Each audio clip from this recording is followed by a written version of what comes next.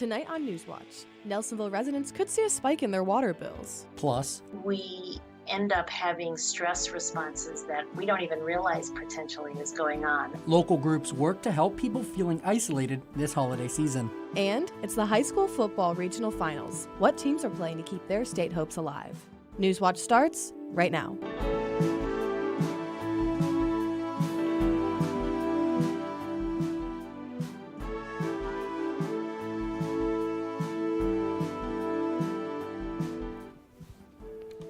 Good evening, I'm Madeline Harden. And I'm Andrew Bowlby.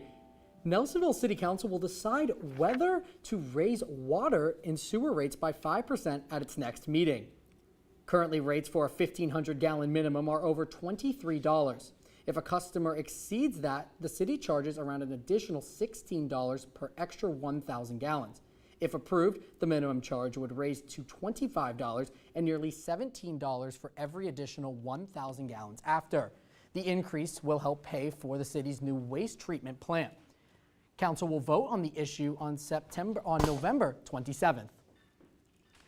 Voters in Meigs County didn't meet the voting requirement to pass a levy that provides a significant budget to the Tupper Plains Fire Department. Chief Matthew Perry of the department worries the levy may have been worded incorrectly, confusing the voters. The township's fire coverage is being discussed in an Orange Township trustee meeting for citizens to attend. East Palestine is receiving $150,000 from Governor Mike DeWine 9 months after the Norfolk Southern fiery train derailment in February. This grant helps the county replenish the existing trucks that were used to move supplies to and from the derailment site. This money will help purchase new emergency response equipment such as utility trucks and a drone for the fire department. A Hawken County man is being held without bail after an attempted aggravated murder in a non-fatal shooting during a standoff in July. 45-year-old Stephen Hardberger of Logan barricaded himself inside a residence on July 30th as law enforcement responded to a domestic violence call at the home. Hardberger allegedly fired at officers before ultimately being taken into custody. A bullet grazed a deputy and a Logan police canine suffered a gunshot wound to the head but survived. Hardberger is charged with 21 felonies and his first hearing is planned for next week. A 2-year-old fires a handgun while shopping at Walmart in Waverly. The toddler reached for his mother's handgun from her purse and accidentally fired a 9mm handgun. The gunshot hit the ceiling and the child has a minor injury to his forehead. The unidentified woman has been taken into custody and is being charged with endangering children, according to the Waverly Police Department. The Ohio Supreme Court is asking parties involved in the lawsuit over the ban on abortion to file written arguments on the impact of Issue 1's passage. The case is about some legal issues and not the merits of the 6-week ban, which includes no exceptions for rape or incest. The court is asking abortion providers and Attorney General Dave Yost to explain what effect they believe Issue 1 has on the case by December 7th. That date is the date the constitutional amendment takes effect. An Ohio representative is being stripped of his committee assignments and caucus staff services by House Democrats. House Minority Leader Allison Russo sent a letter to Representative Elliott Forhan of South Elucid citing a continued pattern of harassment, hostility, and intimidation of colleagues and staff is unacceptable. In recent days, Forhan has been criticized for social media posts about the Israeli-Hamas war and his interactions with other members. Good evening, everybody. I hope you all are having a great Friday, even though it's more along the gloomy side. We're seeing this precipitation band right here moving across our area throughout the day, which gave us a lot of downpours. Looking at our area right now, we're seeing this precipitation band moving more towards the northeast right now. We're seeing this move towards the northeast, and that's going to clear out more for tomorrow, but that's not going to stay along throughout for the rest of the night. We're going to look at that more in my full weather forecast. For right now, we're going to see a low of 33 with a 50% chance of showers overall, but that's not really going to continue into tomorrow, as we're going to see a high of 50 and a low of 28. So we're going to see mostly sunny conditions tomorrow with no chance of rain at all. And as we go into the 3-day weekend, We're going to see tomorrow, we're going to see a high of 50 and a low of 28 with mostly sunny conditions. And right now, that's going to continue into Sunday with a high of 55 and a low of 31. But for Monday, the rain is going to return with a high of 53 and a low of 40. That rain is going to continue into Monday, but that's not really supposed to carry on into the next work week. I hope you all have a great weekend. We're going back to Maddie. Thank you. Food banks are asking for help with greater demand as millions prepare for the Thanksgiving holiday next week. According to USA Today, food bank CEOs say this is the worst rate of hunger they've seen in years. As more families turn to food banks since the end of the pandemic-era aid, food banks must serve more with less. Ohio Association of Food Banks executive director said they're serving 30% more people than they were serving at the peak of the pandemic. Food banks say you can help by donating money or non-perishable foods. Social isolation is a rising concern in Athens County, with more than a third of residents reporting concerns about social isolation. Modeled from a program in Zimbabwe, Athens County has installed friendship benches. The program offers spaces for people to talk through their problems without navigating the healthcare system. About 200 people have used the benches, and the department hopes to expand. Athens County's decision to install friendship benches is a part of a broader push by world governments to address social isolation. Mandy Gaither has more on the risks of social isolation and simple steps to help connect you with others. We're social animals. We're used to being in connection with others. It's critical for our well-being. A prolonged lack of social connections can make us lonely and affect both mental and physical health, says psychiatrist Cynthia Stonington with Mayo Clinic. When we are isolated, we end up having stress responses that we don't even realize potentially is going on. The CDC says loneliness is feeling like you don't have meaningful or close relationships or a sense of belonging. It can affect concentration, sleep, appetite, or energy, and increase the risk for a host of medical issues like heart disease, stroke, diabetes, addiction, and dementia. The feeling of loneliness can happen even when you have people around if you aren't feeling understood or connected or engaged. 5 ways to improve social connections starts with devoting time and attention to developing and maintaining relationships. Keep in contact with others and reach out to sources of support when you need to, but also provide that support to them when needed. Strengthen the quality of social connections by finding ways to be responsive, supportive, and grateful to others. Address barriers that may be keeping you away from others, like technology. Make the time to connect. Finally, talk to a doctor if you're struggling. For Health Minute, I'm Mandy Gaither. If you or someone you love is struggling, help is available. Call or text the Suicide and Crisis Lifeline at 988. Coming up, anti-Semitism is growing on campuses across the country. And ways to not get stressed out this holiday season. We're seeing this precipitation band right here affecting our area, but how is that going to impact next week? Stay tuned to see my full weather when Newswatch returns.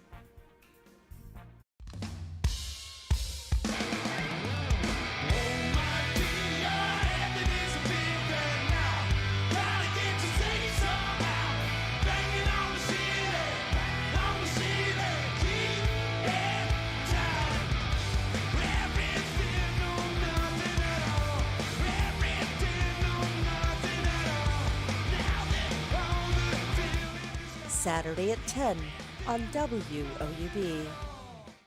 Hidden deep beneath the Cumberland Mountains in Grundy County, Tennessee, lies one of the world's most magical musical adventures, the Cavern Sessions. 3 million years in the making, Pure Acoustics offer music from the heart of the American experience, center stage and deep inside the mountain. This time welcoming Peter Rowan. It's deep down musical diversity at the Cavern Sessions. Friday at 11 on WOUB.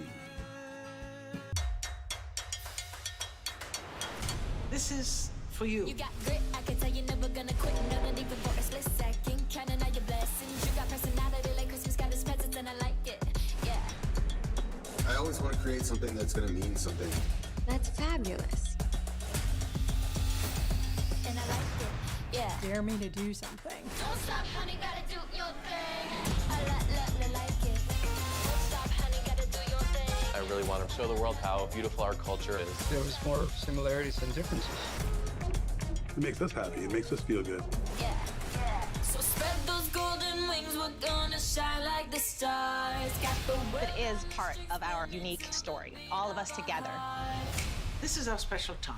like it. Salute! We're going intergalactic. Don't stop, honey. We're going to make memories. Like it.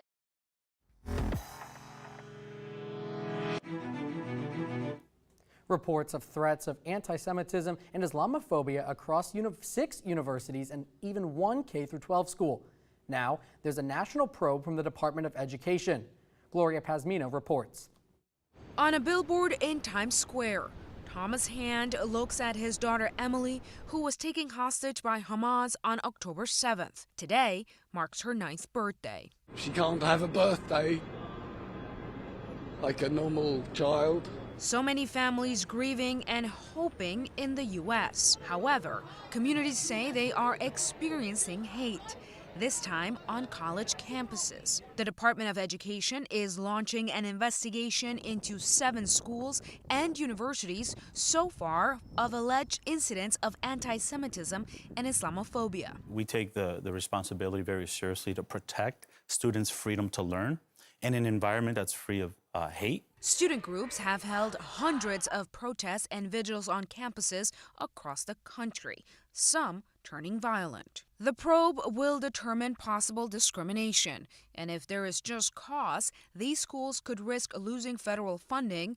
if they don't comply with the department's recommendations. Education Secretary Miguel Cardona says schools have a legal obligation to report incidents of discrimination, including against those who are Jewish, Muslim, or Arab. When students can't feel safe walking from their dorm to their classroom because they're afraid that they're going to get harmed, that's unacceptable. We must protect students at all costs. I'm Gloria Pasmino reporting. It's the last day of the Asia-Pacific Economic Cooperation Summit in San Francisco, and its impact is far-reaching. APEC's main focus is economics, and that affects American wallets. Today, President Joe Biden is set to discuss migration with the President of Mexico. Biden's meeting with Chinese President Xi Jinping Wednesday highlights the country's economic ties. It also might help get pandas back in U.S. zoos. Other news out of APEC is an agreement to accelerate the transition to clean energy in the Indo-Pacific region. Good evening, everyone. I hope you're all having a great Friday, even though it's more along the gloomy side. That's because this precipitation band right here, that's really been moving across our area throughout today, giving us a lot of downpour. Looking at a region right now, we're seeing this precipitation band moving more towards the east coast. As I'm speaking, along with this cold front, that's going to move up north. That really impacted our temperatures today compared to yesterday, but that's really not going to stay for long. Currently, right now, it's 58 degrees and it's overcast, so we won't be seeing a little bit more sprinkles. We won't be seeing more sprinkles right now, but that will carry on into tonight with a low of 33 and a 50% chance of showers. But that will not continue into tomorrow. We're going to see sunny skies with a high of 50 degrees and a low of 28. But when is that going to move out of the way? Let's take a quick look at that. Right now, we're going to look at our region, and we're seeing where this precipitation band is right now. So that's going to move along towards the east coast between the times of midnight and 5 a.m. So that's not really going to impact our morning commute for tomorrow. But we will see a little bit of precipitation along our area right here, but it shouldn't really have a huge impact on us throughout the day. For tomorrow night, we're going to see really no chance of precipitation along our area. That's really all going to move out of the way, which is a great feeling because then we can see the sun is shining and maybe a pretty sunset throughout the night. As we go into tomorrow, though, we're seeing this high pressure system right here develop. That's going to continue to clear out the clouds and allow the sun to shine all into Sunday, really. But for the weekend, for today, we had showers at a high of 61 and a low of 33. Those temperatures are going to drop tomorrow with a high of 50 and low of 28, but that's when the precipitation band is going to move out of the way. We're going to see a lot of sunshine. As for Sunday, we're going to see a jump in temperatures with a high of 55 and a low of 31. But unfortunately, that is going to stop And for the next work week, we're going to see a little bit of rain. So the best time if you are planning to travel out for the next break, your best plan is to move towards Saturday or Sunday to get out of the area if you want to beat the rain. For Monday, though, we're going to see a high of 53 and a 20% chance of showers with a low of 40. And that's going to continue into Tuesday with the high of 56 and a low of 32 with 90% chance of showers. As for Wednesday, the chance of showers is going to decrease by a huge amount, 40%, with a high of 43 and a low of 23. As for Thanksgiving, though, the sun is going to shine and the precipitation is going to move out of the way, hopefully having a wonderful celebration with a high of 42 and a low of 23. And as for Friday, for Black Friday, we're also going to see similar conditions. I hope you all have a great weekend and a lovely Thanksgiving. And now back to Maddie. Thank you. Good news for those who are hitting the road this Thanksgiving holiday. Gas prices are expected to be at their cheapest since 2020. AAA says that over the past 2 months, the current national average price of gas is down 55 cents. If prices hold, it will be the cheapest nationwide gas price on Thanksgiving since 2020. This year, just over 49 million people are expected to drive to their destinations this Thanksgiving, almost 2% more than 2022. With the holiday season around the corner, daily schedules can fill up with shopping, cooking, meeting with friends and family. For some, this can be overwhelming and cause an impact to your mental health. Even Rodriguez shares how people can make the best out of the holiday season. The holidays can provide a sense of gratitude, hope, and love for many, but gatherings can also create a mixed bag of emotions. The holidays is a time that people really put a lot of pressure on themselves to make sure everything is absolutely perfect. About 64% of people with mental illness report holidays make their conditions worse, according to a study by the National Alliance on Mental Illness. The Alliance recommends a few steps to manage your stress, including maintaining realistic expectations and prioritizing self-care. We have to be really mindful, I think, about what our boundaries are going into these holiday events. For others, the stress of the holidays can be tied to painful family interactions and memories, or dealing with isolation and spending the season alone. One of the things that's really important that I like to talk with people about is how to make a decision on what's actually best for us, right? Sometimes we need to push out of our comfort zones, but sometimes we need to honor that it's actually not the right place for us to be. Experts say although everyone's holiday situation is unique, it could be beneficial to break from a traditional family gathering or habit. It's a wonderful time to start your own traditions that feel like really uplifting for yourself. Go to yoga on, one of the holidays, or volunteer at a soup kitchen, something that helps you feel part of a community or connected. I'm Ivan Rodriguez reporting. Next, regional finals are underway. Gridiron Glory host Grayson Wolf has the breakdown. And for the latest from Newswatch, check us out on Instagram, Twitter, and YouTube.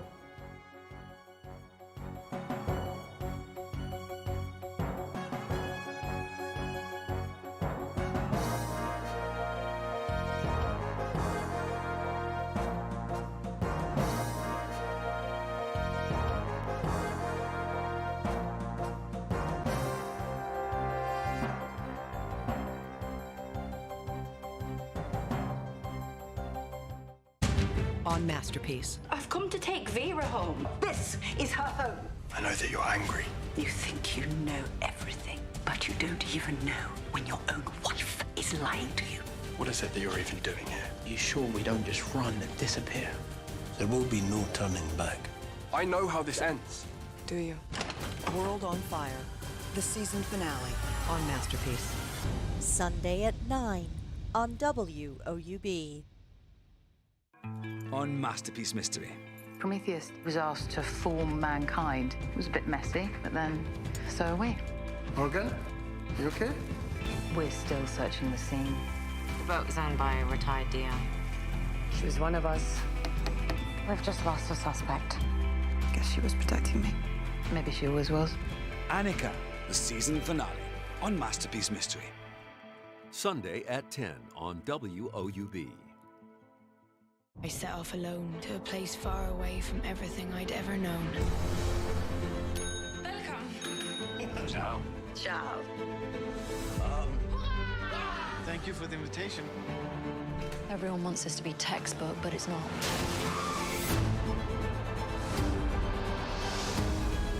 I really think we should be friends.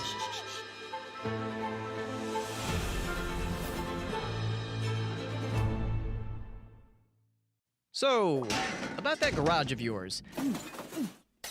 Lots of stuff in there, huh? If you want to make serious space, start with the biggest obstacle in sight.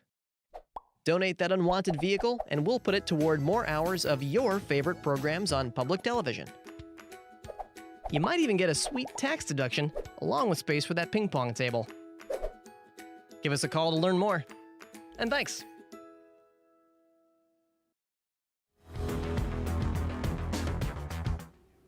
Tonight is the season finale of Gridiron Glory, and for the last time, we have special guests with sports reports. That's right, Gridiron Glory host Grayson Wolf joins us from right next door. Grayson? My final time on Newswatch this year as the Gridiron Glory host, so I might as well do it right here in Studio A. Our hour-long season finale is jam-packed with content, so let me give you all a quick little preview. We will be breaking down 3 games on the show, and I'll start in Region 27 with the Eastern Eagles. They defeated Burton Union in round 1 of the playoffs, Monroe Central in round 2, and last week in the regional semifinal, they defeated River. The offense has been on another planet during the playoffs, led by running back Riley Barrett. He had 5 touchdowns in their win over Monroe Central, and he scored another time last week. The defense has been just as dominant, pitching a shutout against Burton Union and then giving up 14 points each to Monroe Central and River. Brandon Oldacre and that Eagles defense will take on Caldwell, who is 10-3. The winner of this game and the other 2 we'll cover will move on to the state semifinal and be 1 lone win away from Canton. Now Sheridan plays in the Region 15 title game tonight against Steubenville. They've defeated Morgan, Galley Academy, and Bishop Hartley on their road to this regional championship. But the Big Red are a state power and are in familiar territory, as they won this region just last year before falling in the state semi. The Generals will be led on offense by quarterback Caden Sheridan, running back Justin Munyon, and wide receiver A.J. Winders. That's an offense that's been averaging just under 42 points a game in the playoffs, by the way. Steubenville says anything you can do, I can do better, though, as they've averaged just under 45 points a game during the playoffs. Which defense can step up and stop the opposing offense? That will be who will win this game. Finally, the Wheelersburg Pirates continue their postseason run, and they run into the Harvest Prep Warriors. The Berg has given up just 27 points in the last month and a half. The defense has been dominant throughout the second half of the regular season and playoffs. As for the offense, Creed Warren has taken this running back room by storm. During the regular season, the Pirates ran running back by committee, but now that we're in win-or-go-home mode, it's all Warren. Last week, he had 291 yards and 3 touchdowns. The Warriors beat these same Pirates in Week 6, however. Desmond Porter was a man amongst boys as he ran for 163 tough yards on the ground with 3 touchdowns. The Wheelersburg offense will also have to clean up the turnovers to have a chance. Our winner for Coach of the Year will also be in studio tonight. There will be a special story brought to you by Dylan Westmeyer, and then I will interview him at the desk right after. And finally, one of these 5 will be crowned Gridiron Glory Season 24 Player of the Year. Kate Wolford, Rashid Sasay, Jeffrey Bishop, Jaden Ball, and Logan Neiswinger will all be getting interviewed in studio. And at around 12:25 a.m., we will give over the big old trophy to the winner. So it's been a joy being on Newswatch each week with all of you. I love it almost as much as I love Gridiron Glory itself. So much tonight, as well as the reveal of the 22 players making our All-GG list. So, Player of the Year, Coach of the Year, 3 teams fighting for spots in the state semi, all of that and much, much more right here on WOUB at 11:30 p.m. So make sure to stick around for the season finale of Gridiron Glory Season 24. Thank you, Grayson. Athens local and Cincinnati Bengals quarterback Joe Burrow is out for the rest of the season after tearing a ligament in his wrist. Now, the NFL is investigating why the Bengals did not report the injury sooner. The quarterback left last night's game in the second quarter with a wrist injury. The Bengals posted a video showing Burrow in a soft cast, but later deleted it. Burrow was wearing a compression sleeve, which he claims is not related to his wrist injury. Still ahead, look to the sky. A stunning show of stars takes place tomorrow. But first, here's a look at what's coming up tonight on your public television station.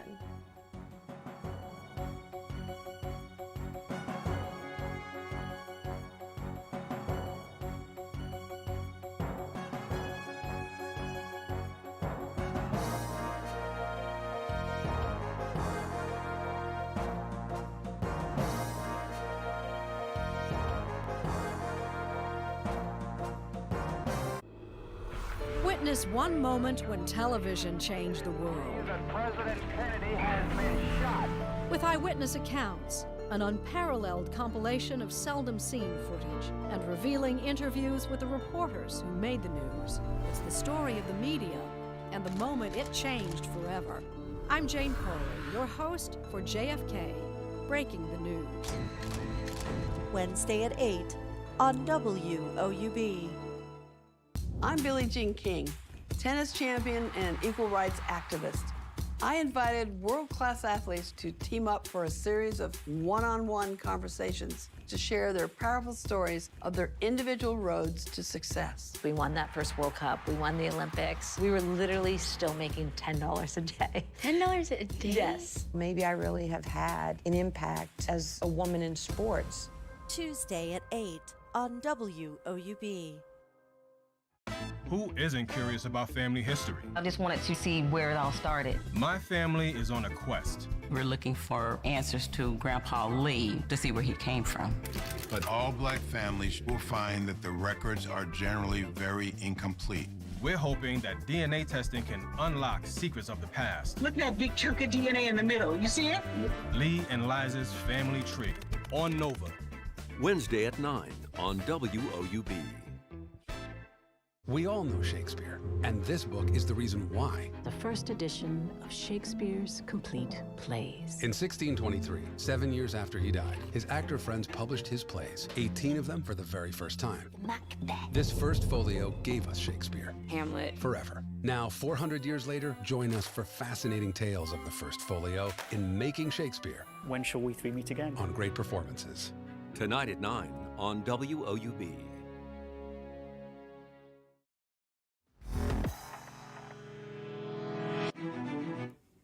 Finally, tonight, some evening entertainment is coming to the sky. The Leon meteor space shower is expected to peak at around midnight this Saturday morning. The shower is expected to produce bright meteors about 10 to 15 per hour in a dazzling display. And they move fast, going 44 miles per second through the sky. Although peak viewing time is Saturday, the same rates of meteors can be seen a few days before and afterward. Forecaster Rachel Grant is back with us. So will the skies be clear enough tomorrow night to see them? I believe so. I think the rain is going to clear out for tonight into tomorrow, so we will be able to see those meteor showers. As for right now, our low, for tonight is 33 degrees with 50% chance of showers. But we are able to see those meteors tomorrow. Those precipitation bands are going to move out of the way for a high of 50 and mostly sunny conditions for tomorrow. As for Sunday, we're going to see this high pressure system develop in our area, which is really going to clear away those clouds. So we will definitely have a wonderful sight of those meteor showers.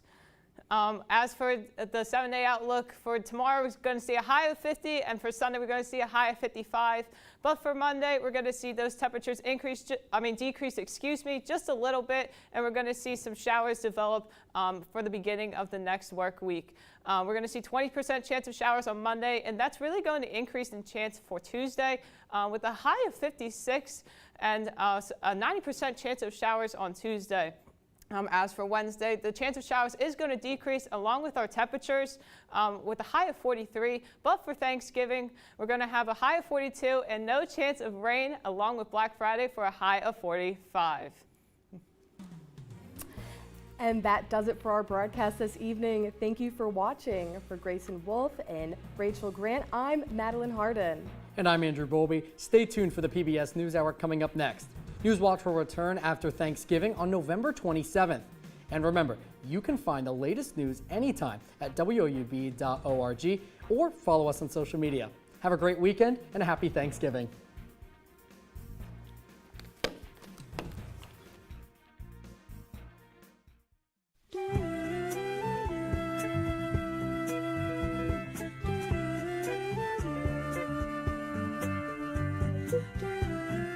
Support comes from Ohio University's Tantrum Theater presenting Shakespeare's Twelfth Night, or What You Will, a romantic comedy appearing at the Forum Theater on campus and streaming